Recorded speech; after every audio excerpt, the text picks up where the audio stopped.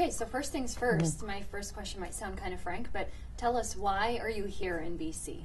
Well, I'm here because I believe that the Kinder Morgan pipeline represents the appropriate balance between making progress on the environment and also ensuring that people don't have to choose between the environment and decent paying jobs that support them and their family. And our government has contributed to that state, I guess, by way of our climate leadership plan. And I believe that there's a lot to be said about that. And I want to be able to talk to BCers in particular about what we've done through our climate leadership plan, in particular through the emissions cap that we're just in the process of debating in our legislature as I'm here, that should significantly change some of the conversation around the pipeline, because what it does is it ensures that the pipeline is not a mechanism for increasing volume or increasing emissions. It is simply a mechanism for increasing the return enjoyed by producers and by Canadians. Who is it that you're actually hoping to reach out to while you're here? Because as you know, there is a lot of opposition here, and the environmentalists that have spoken out against the pipeline probably aren't willing to hear your perspective on this. They're strongly against it. So do you think there are British Columbians here who might be on the fence, who would like to learn more about it? Right. Absolutely. I mean, first of all, I understand that BCers are very concerned about the environment, both about climate change and about coastal safety, and I get that. I used to live here, and quite frankly, our government in Alberta is very focused on those issues as well, and it's a big priority for us. At the same time, though, what I'm hoping to do is to be able to contribute to the conversation in BC amongst all stakeholders, to talk about the significant economic benefits that accrue not only to Alberta, but also to BC and to all of Canada as a result of our ability to diversify our market to the west, to the Asia Pacific, and what that means for Canada as a whole, as well as Alberta and BC, and why we think that we should be able to meet people's concerns on the environment while at the same time providing hope for good-paying jobs going forward. Most of the concerns when it comes to environmental concerns are about the increase in tanker traffic, and of course, how can you make any assurances or any say that there is an acceptable amount of risk to the shoreline? You can't really make any guarantees there, can you?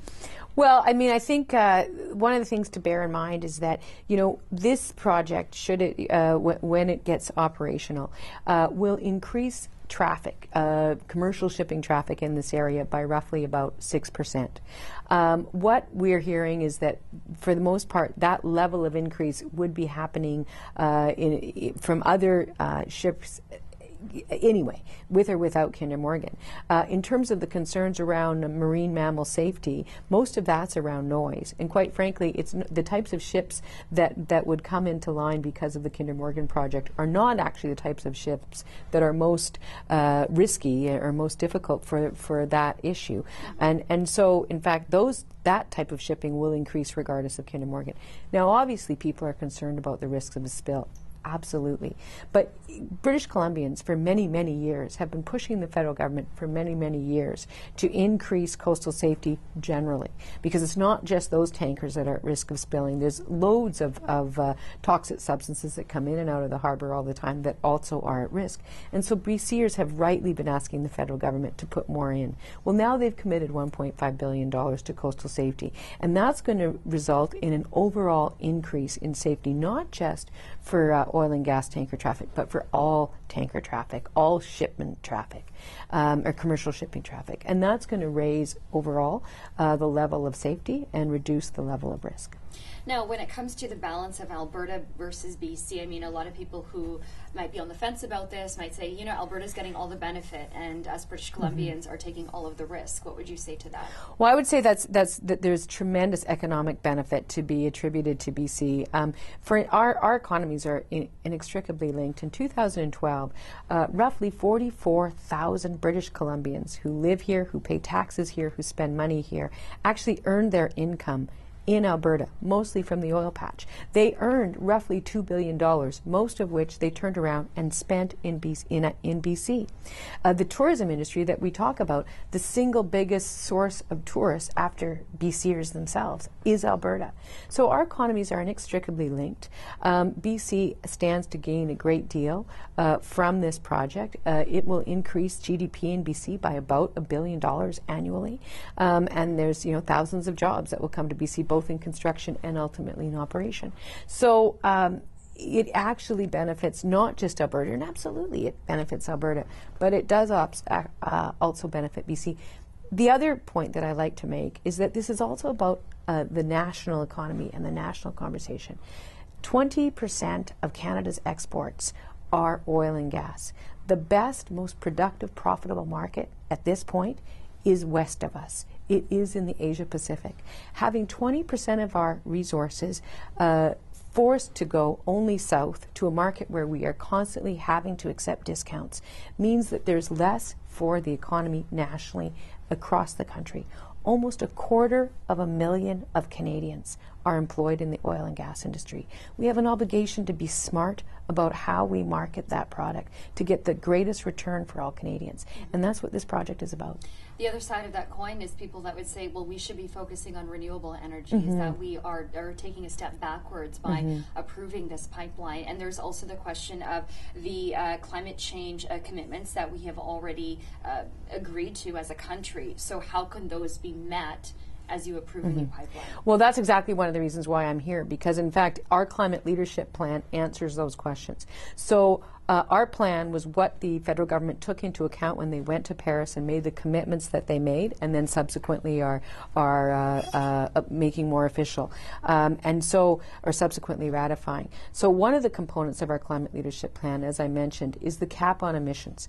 What the cap on emissions means is that Kinder Morgan pipeline is not going to increase emissions, and it's not going to increase volume one way at all. Because of that cap of emissions, the amount of oil and gas coming out of, or oil coming out of the oil sands would be the same with or without Kinder Morgan. It would just go south or it would go on rail. It would be less safe and less profitable. But the amount won't change because of the emissions cap that we've put in place.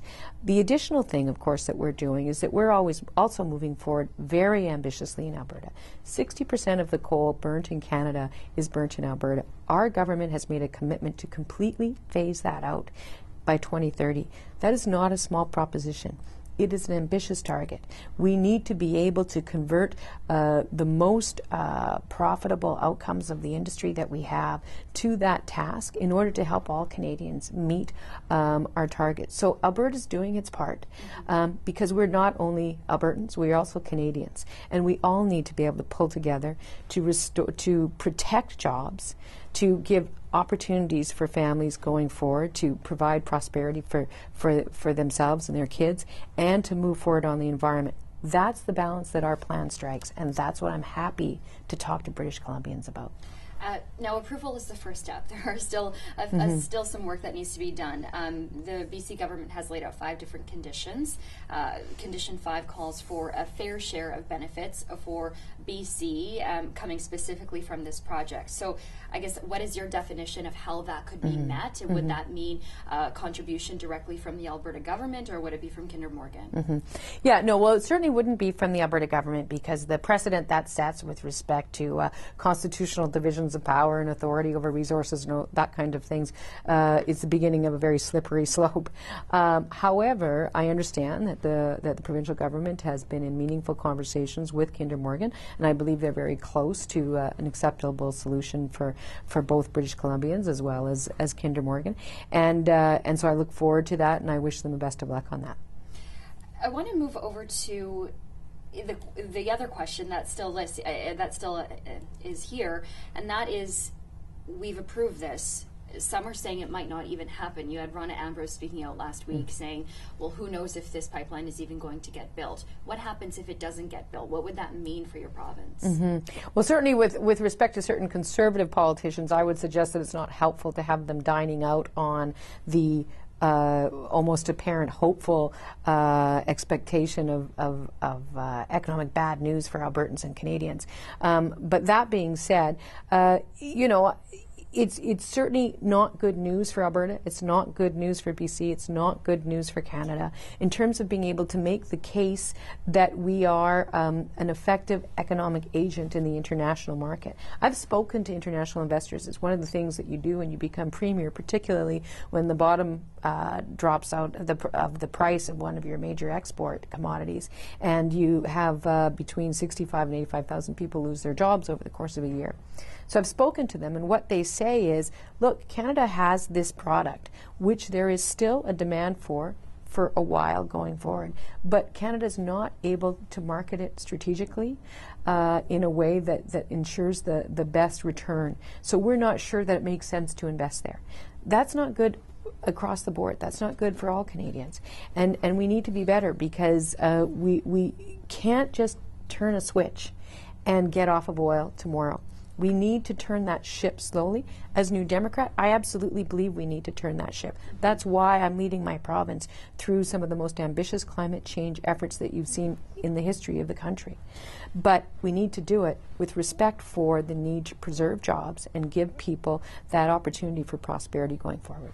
That being said, do you have concerns that it might not get built, or do you think that was, maybe political comments that are being made at this time? Well, I think, there's no question there are BCers have legitimate concerns. First Nations have legitimate concerns. It's very possible that law suits may arise, but we have processes in place. People's concerns need to be accommodated. I believe the federal government has done a pretty good job of accommodating concerns that have been expressed through the NEV process up to and including the cabinet decision that was announced last week. And so then going forward, we need to let the processes work, but at a certain point we need to also agree that conversation has happened and move forward. We need to move forward with a majority of people believing that the right balance has been struck. It won't necessarily be everybody. What have your conversations with the BC NDP been like? As you know, you have very different stances on the Kinder Morgan pipeline. The John Horgan, the leader here, has had very close ties with the environmental movement, specifically with First Nations groups. How is that relationship right now? Well, I like John a lot. John is a friend. I have a great deal of respect for him. I've known him for years.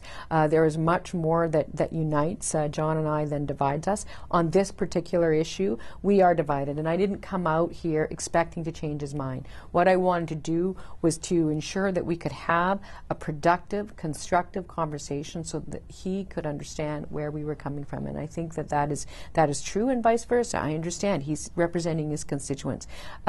What I've learned in the 18 months since I've become Premier is that you don't shout or tweet intercontinentally against people that you disagree with. You engage in constructive conversation, and that's what I've been aiming to do with John Horgan. Within the NDP, we're a big family. We have had divisions, interprovincial divisions before. We probably will again.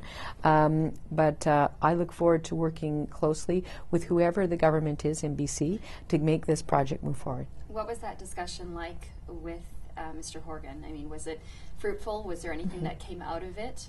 I think the primary thing was that we agreed that we agreed to disagree on this matter, but we also agreed to have a respectful, civil conversation where we talked about the facts and we looked at the facts and we exchanged that information. So it was productive. In a way, when you step back from it, do you believe that maybe the BC NDP has kind of lost its blue-collar roots? I wouldn't say that. I think it's always an interesting balance within the NDP, both in BC and elsewhere. And I know the BC NDP has had to work some of that stuff through in the past. Certainly in the 90s with the Clayoquot Sound stuff versus the forestry workers. And ultimately, before the NDP came into power, there was a lot of violence and intense disagreement. And over the course of 2 or 3 years, the government of the day, that was the NDP, was able to bring those parties together and find resolution. And it's not easy. Sometimes it's hard, but you do it by listening to each other as a starting point. You mentioned the violence that we've seen in the past on other, contentious issues. Do you have any concerns for even for your own safety when you're here in BC? I mean, people have said that they are going to fight this issue how do you feel about being in British Columbia? Any concerns for your own safety? Oh, absolutely not. I think it's just about people having reasonable conversations and talking it through. There are a number of different perspectives to be considered here, and I think it's helpful for people to take the time to listen to both sides. That's a Canadian value. That's who we are, and I'm happy to be here. Okay. Later this week, you will be meeting with Premier Christy Clark.